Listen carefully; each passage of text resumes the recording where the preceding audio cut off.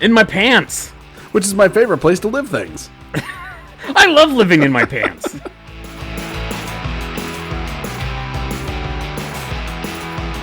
Welcome to Then You Ruined It, a podcast where two dorks try not to make a simple conversation weird and fail every time.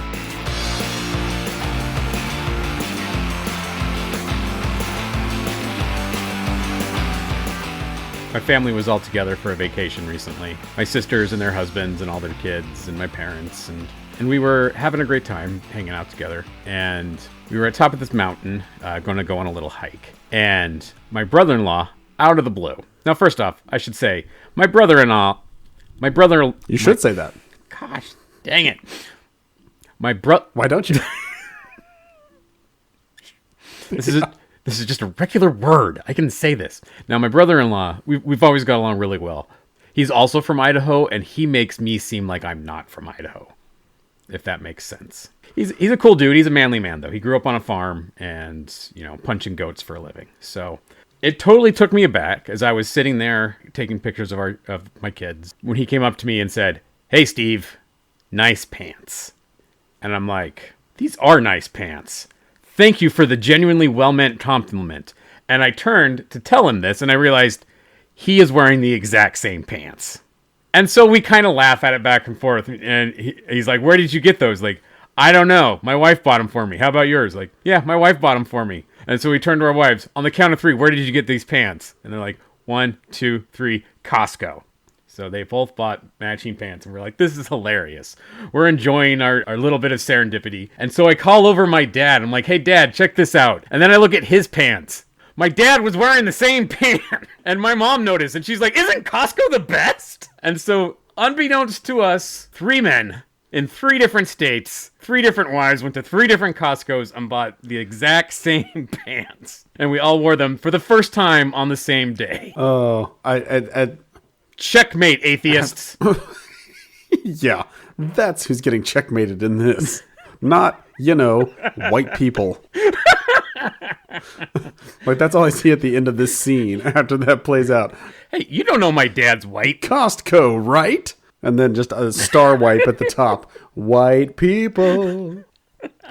You just described... that would definitely be on a sketch show.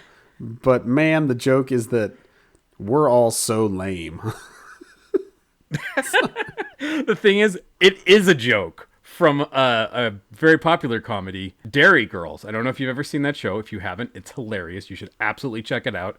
Highly Steve Shinny recommended. But there's a scene where 3 men independently buy them the ugliest suit, and they wear it to the same high school reunion. And I had seen that before, and then I'm like, living the show that I watched in my pants. Which is my favorite place to live things. I love living in my pants.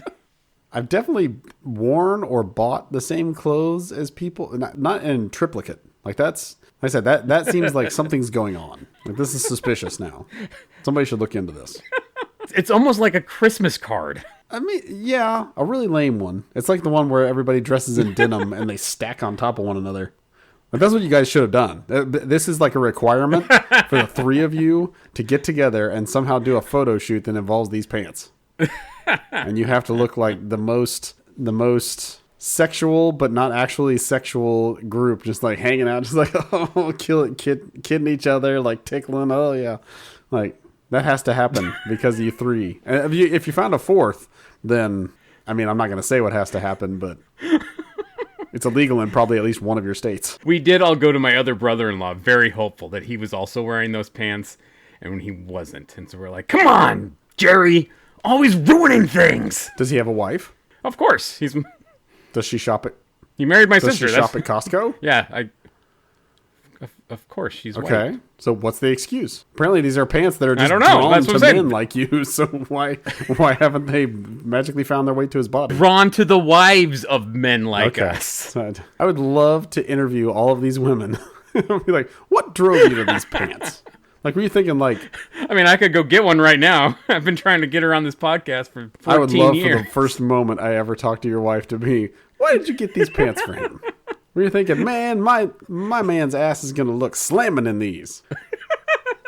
Or was it finally a different color than blue and black? It was a bluish gray. Even better. They're not even jazzy or surprising in any way. It's like, no, they're the most banal pants you could own from Costco.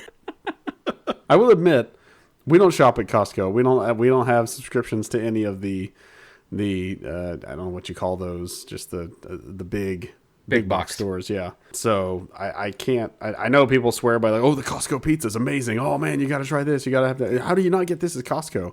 But yeah, that's not my world. Where do I get pants? I usually get pants at American Eagle because I worked there years ago and I like their stuff and it fits pretty well.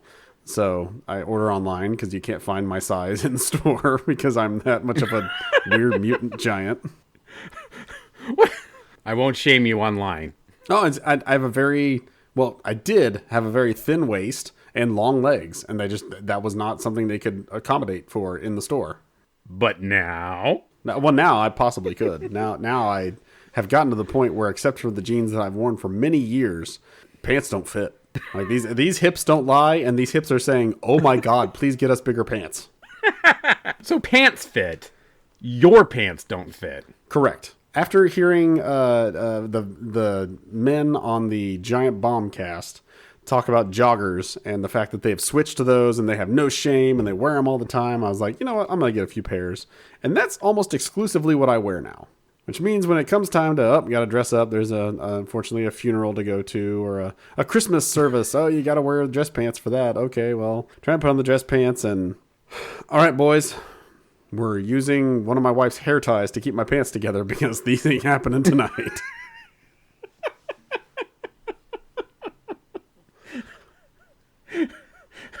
You have to extendo belt your pants with the hair tie? With these, I did, yes, because it's the clasp, and it's like you don't get any give. Like you're either putting these pants, you're clasping these pants, or they're just open. And yeah, but these are also pants that you tuck your shirt in for, and everyone's gonna see your MacGyver job. Not if you tuck your shirt in and also wear a sweater, which is what I did. And nobody was the wiser, I don't think. If anybody was, then they didn't tell me about the paparazzi photo they got of me. Check out who was flashing camel toe at the Christmas service. You'll never guess who. Literally, seriously, you can't guess. That's a man under there. Boy, what is up with those pants? Yeah, that's where I'm at with my pants. Is that we're no longer seeing each other. I'm separated. I'm seeing someone new. They make me feel better about myself. They give me self-esteem, and as long as I don't try and switch back to what I used to be, then I'm fine. It's when I go back to that person, then I get depressed and I just crumple on the floor and say, no, I'm not going out because pants don't fit. So please tell me you went up to your wife with this arrangement and do these pants make my butt look big?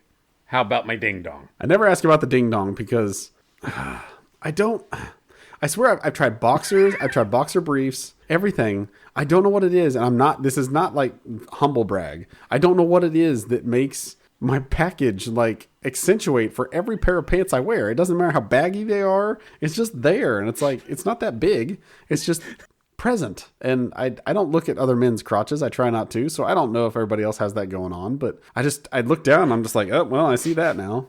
And now everybody else does. I mean, every man owns at least one pair of pants that are only in case of emergencies because they don't lie well or they cling inappropriately. Something. But that shouldn't be the norm. Like, who buys your pants? I don't care who wears the pants in your family. I want to know who buys the pants. Okay. So this is your fault. So either you're bad at buying pants or you're bad at having a penis. I'm not sure which. I truly don't know which one. I'm guessing I'm bad at buying pants. You said joggers, which those are like sweatpants, right? Basically. So you do know the pandemic's over, right? Yes, but pandemic living, which again, working from home, is not. The one day, my office is now making us come into work one day a month. And so for that day, I did go in, and for that day, I did wear jeans. And that went okay. I was very ready to get out of them by the time I got home. I mean, it's like Homer Simpson level, like, old-timey man just gets home like, oh, I can't take this belt. Wait to take this belt off. Get daddy his slippers. Had a hard day at work today. I was there for 3 hours.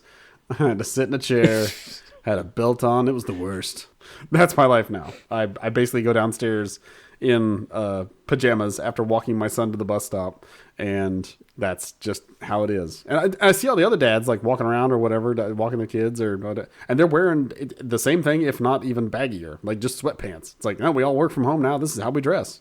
And when I try and like with one of the women that lives on our block, one of the wives, I actually was mentioning like, yeah, I just feel so bad. Like I want to put on jeans just like one day a week. And I'm like, expecting like, yeah, me too. Yeah, we should do that. So you feel better about yourself. And she was just like, no, why would you bother? You're working from home. I'm like, don't say that.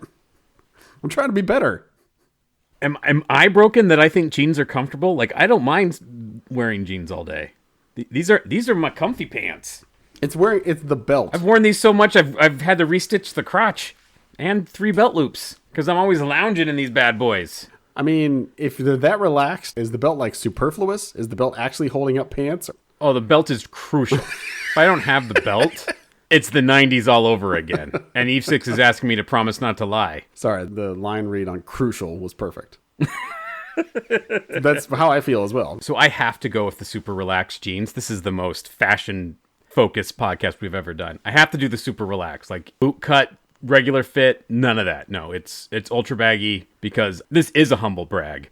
I got thighs that could crush a watermelon. From the waist down, I looked like a Greek statue with a bigger man noodle. Okay. I have big, thick legs, and I need a lot of room for these bad boys to do their thing. If Jinko was still in business, I would be there. So when you have pants that are that big, they're going to be super loose. So I have the belt, bunch it up real tight, and I make it a point every time because I go all the way to the smallest thing on my belt, and I showed it to my wife, like, look how skinny I am. She's like, that doesn't mean anything. You have a fat man's belt. I'm like, but look how much bigger I could be. Yeah, wives are wonderful. They're supportive. They do as much as they need to do. And really? I mean, they should be. Hopefully, they are. But they know when it's time to say, okay, this is enough of this. Like I've asked about these pants, and it's just like, I mean, if they're comfortable and you like them, then I don't really care. Like she wears stretch pants, basically like yoga pants, and barely anything on top most of the time, unless she has to be on camera. So she's the same way, if not worse. So it's like, why am I going to tell you? You need to dress up. You look like a slob when she's wearing like she just got herself a wearable blanket, basically a Snuggie, which I didn't even think they made anymore. But this one's like. It looks really nice. Like it looks like that like micro suede material on the outside, but the inside is like a wool, like fluffy wool. It looks really comfortable, but also it looks ridiculous. It's huge. And she will have that on when I come up and she'll look over, don't judge me. I'm just like, I mean, you look like a really comfortable Jedi. I'm not going to say anything because I kind of wish that was me, but I also would get way too hot. So you enjoy. I also think back to like, and I can't compare it to my parents because they didn't have computers basically even. So how could I compare my lifestyle to theirs? But just thinking about my mom and my dad and how they worked for us and, they did everything they could to provide for us. And I'm just like, I wonder what my kids think of me at this stage. Like, if you ask about your dad, like, what does he do? Like, how does he provide for your family? It's like, I really don't know. He goes downstairs in his pajamas and he does something. And then he comes back up later and we have dinner and I assume money's being made somewhere so I can go to school because I'm still going. It's just, I try not to think of that too much because that really just, it gives me one of those, like, just stare out a window like, man, what is my life? Your job is literally to make sure little dots of light line up properly. That is not literally what it is. There's a lot more to it than that right now. And I'm not going to describe it because nobody cares. Nobody even knows what you're talking about. My job is to push buttons in the right order and figure out which buttons I pushed in the wrong order. Yes. You're that guy from the song that we teach kids. What song are you teaching your kids? Hey, Steve, are you busy? I said no. I said, push the button with your right hand. Hi, my name is Steve. I have a wife and 2 kids. I work in a button factory. See, you know it. You know what you are. Well, first off, that guy's name is His Joe. name is Joe. I changed it for the purposes of to protect the identity of the accused. Protect poor Joe. I mean, if you're going to say you push buttons, then that's essentially what you are. So, I mean, you push buttons for your job. I'm rarely. These days, I'm mostly sitting here like just checking screens. Like nothing came through. All right, lunch. I have a set of exercises I do, so I actually do something during the day, so I'm not just sitting. It's like, oh, 10:30 in the morning. I haven't moved yet. Time to do my exercises where I lay on the ground and move around a bit just so I can say I stretched. I have a standing desk because sitting desks incapacitate me. But whenever I have like 5 minutes between meetings or something like that, and I've already gone pee because it's right behind me here, it's time to rock out. You throw on like, some classic jock jams. Shake my butt at people out the window. I'm for some reason when you said rock out, and I was just like, and get naked. It's like before my next meeting, it's naked time. There was a time when it was a meeting where I was running the meeting, so I was important. I was talking the whole time, and about halfway through the meeting, I had the most overwhelming need to poop. Like, it was crippling. I was so distracted just trying to work around it and make sure that I didn't, turn in my taxes early. So that I was just like holding perfectly still, and people were like, Steve, I think your internet's slagging. Do you want to turn off your camera? I'm like, yes, I do. So I turned off the camera and I took my pants off because it was like, okay, this will relieve the pressure on my groin here, and I can keep leading the meeting. And so I kept leading the meeting for another 5 minutes, and it got progressively worse. And so I went into the bathroom, and I'm like, boy, the internet's getting real bad in here. Michael, talk for a minute. And I went on mute, and I started just absolute thunderbolt crapping. And then Michael finished up, and it was my turn to talk, and I'm like, I didn't catch any of that. My internet's broken. I'll just circle back with people later. Bye. Coward. I put pants on. I'm no coward. I have a belt, sir. The butthole is a cruel mistress. It cares not about our relationships. My butthole is too clingy. It wants to be exclusive with me, and I want to have relationships with many people. All of that sounds so much worse than it actually is. So I'm gonna log off and let you sit with that. Did I ruin it, Jason? Wink, wink. Every time you're talking about a butthole and saying winking, there's many other things coming to mind. So